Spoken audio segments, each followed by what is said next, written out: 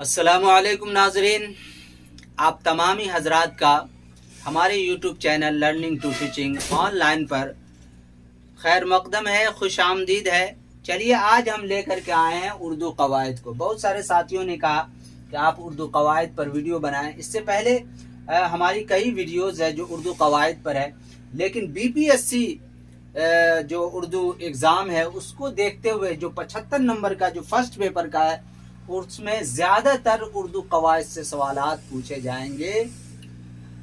तो उर्दू कवायद हम किसको कहते हैं? आज हम शुरू से लेकर के यानी जो ज़ीरो लेवल के हैं, जो उर्दू कवायद को नहीं जानते हैं, हमारे वो साथी जो उर्दू कवायद को नहीं जानते हैं, मैं उनको जो कमज़ोर है ख़ास करके उनको जहन में रखते हुए ज़ीरो से हीरो बनाने की कोशिश करूंगा, यानी नीचे से ऊपर की तरफ जाने की कोशिश करूंगा। तो सबसे पहले हम जानते हैं उर्दू कवायद।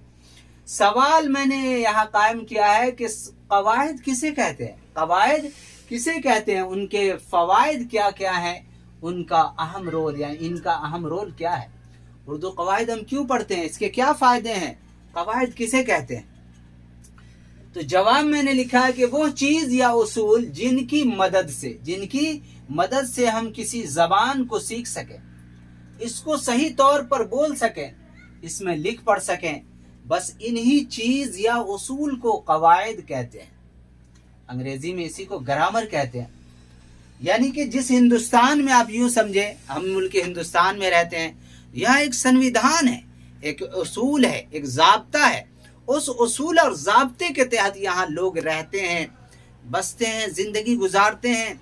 सारे सिस्टम उसी उसूल और कवायद, उसी आर्टिकल और उसी कानून के तहत चलता है। तो जो भी ज़बान है, चाहे वो अंग्रेज़ी हो, हिंदी हो, फ़ारसी हो, अरबी हो, उर्दू हो, जो भी ज़बान है वो ज़बान एक उसूल और ज़ाब्ते के तहत चलता है। उसी उसूल और ज़ाब्ते को हम कवायद कहते हैं। उसी उसूल और ज़ाब्ते के तहत हम ज़बान को सीखते हैं सही तौर पर, इसी वजह से हम बोलते हैं और लिखते पढ़ते हैं। तो कवायद आपने समझ लिया।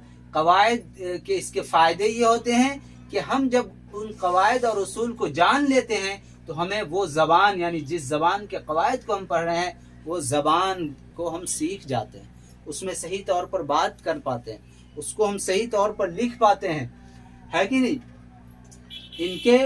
इनका अहम रोल क्या है? इनका रोल ये है कि ये जहाँ पर हम जुमला बोलने में गलती करते हैं तो वहाँ पर ये हमें सही दिशा, सही रास्ता दिखाता है। अब हम आगे चलते हैं कि सवाल, कवायद के कितने हिस्से हैं? कवायद के कितने हिस्से हैं? जवाब, कवायद के 5 हिस्से हैं। इल्म हिज्जा, इल्म सर्फ, इल्म नहव, इल्म बलागत, इल्म उरूज। लेकिन क्या है?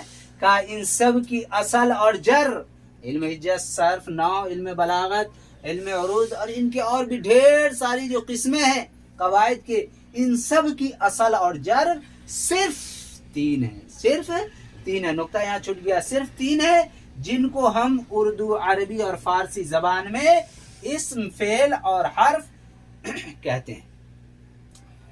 यानी जितने भी इन सब की असल जो है, जितने भी कवायद की किस्में, इन सब की असल और जर सिर्फ 3 है। सिर्फ 3 कौन कौन है? वो इस्म है, फेल है और हर्फ है ना। इसको, जिनको हम उर्दू, अरबी और फारसी जबानों में इस्म, फेल और हर्फ कहते हैं, अंग्रेजी में नॉन, वर्ब और लेटर कहते हैं। इन तीनों के अलावा कवायद की जितनी भी किस्में पाई जाती हैं, इनका ताल्लुक किसी न किसी एतबार से इन तीनों में से किसी एक के साथ ज़रूर होता है। यानी इस्म, फेल और हर्फ के साथ ज़रूर होता है, क्योंकि इंसान अपने मुंह से जो भी लफ्ज़ निकालता है वो 2 तरह का होता है। हम जो भी मुंह से लफ्ज़ निकालते हैं वो 2 तरह का होता है, एक मौजू होता है, एक मुहम्मल होता है। मौजू मानेदार लफ्ज़ को कहते हैं। लफ्ज़ का दूसरा नाम कलिमा भी है, यानी मानेदार लफ्ज़ को कलमा भी कहते हैं। कलमा की 3 किस्में होती है, इस्म, फेल और हर्फ। तो बने रहिए और देखते रहिए। आप, मुझे उम्मीद है कि अगर शुरू से आखिर तक हमारे वीडियो को देखेंगे तो ग्रामर के जितने भी आपके जहन में सवालात हैं, मसाइल हैं, वो सारे कंसेप्ट आपके क्लियर हो जाएंगे। बस शर्त यह है कि आप पेशेंस बनाए रखें, آپ بیچ میں چھوڑ کر بھاگنے کی کوشش نہ کریں. کہتے ہیں کہ جب آپ جہاں پہ اڑ جائیں گے، پیشنس رکھیں گے اور اس میں دلچسپی آپ کو قائم ہو جائے گی تو اس چیز کو آپ ضرور سیکھ جائیں گے. تو آپ اس میں بنے رہیے اور یہاں سے آگے اخیر تک آپ دیکھتے رہیے. مجھے امید ہے اس ویڈیو دیکھنے کے بعد جو اردو قواعد کے سلسلے سے جو پیچیدہ مسائل آپ کے ذہن میں ہیں وہ کنسیپٹ ضرور کلیئر ہوگا. تو ہم اس کو مٹاتے ہیں اور آگے لکھتے ہیں، آپ دیکھتے رہیے. چلیے بالکل ہم زیرو لیول سے چل رہے ہیں، ایک دم زیرو لیول سے، ایک دم نیچے سے. جیسے اے بی سی ڈی پڑھتے ہیں انگریزی میں، اسی طریقے سے حرف الف با تا سا سے. انگریزی میں اے بی سی ڈی کو لیٹر کہتے ہیں اور اس کو اردو میں حرف کہتے ہیں. کسی بھی زبان کی سب سے چھوٹی اکائی حرف ہے، یعنی اے بی سی ڈی، الف با تا کو خ گ آ. یہ کیا، کسی بھی زبان کی سب سے چھوٹی اکائی حرف ہے. حرف آوازوں کی علامت ہے، جیسے الف با تا، ایک آواز آپ سن رہے ہیں الف با تا سا، لیکن علامت الف با تا، یہ ایک علامت سمبل دکھ رہی ہے. تو حرف آواز کی علامت ہے، جیسے الف با تا سا سے یا تک. یہ مفرد حروف کل جو ہے 36 ہے، اور اسی میں بے میں لگا بھے، پے میں لگا پھے. مرکب حروف یہ کل 15 ہیں. تو 36 اور 15 ٹوٹل 51. اسی میں 52 رہتا ہے، 51 یا 52 جو آپشن آئے دونوں میں سے کوئی ایک رہے گا، آپ اس کو رہے گا. تو مفرد حروف 36 ہے اور مرکب حروف جو ہے وہ کتنے ہیں؟ 51 ہیں. الف با انگریزی میں اے بی سی ڈی، ٹھیک ہے. اور الف سے لے کر کے یا تک، جیسے انگریزی میں اے سے بی سے لے کر کے زیڈ تک ہوتا ہے، انگریزی میں اردو میں الف سے لے کر کے یا تک حروف تہجی ہیں. حروف تہجی، حروف کے مجموعہ کو حروف تہجی کہتے ہیں. یعنی الف سے لے کر کے یا تک جو ہے اس کو حروف تہجی کہتے ہیں، اور اس کو انگریزی میں الفابیٹ، یعنی اے بی سی ڈی سے لے کر کے زیڈ تک جو اس کو الفابیٹ کہتے ہیں. اردو میں حروف تہجی، حروف کے مجموعہ کو حروف تہجی کہتے ہیں. اب دیکھیے آگے، حروف کا وہ مجموعہ جس کا کچھ معنی ہو. اب الف با تا سا ہے تو یہ کیا ہے کہ یہ مل کر کے، جیسے کہ حامد لکھتے ہیں تو ہا، الف، میم، دال، یہ سب مل کر کے کیا لکھتے ہیں ہم؟ حامد.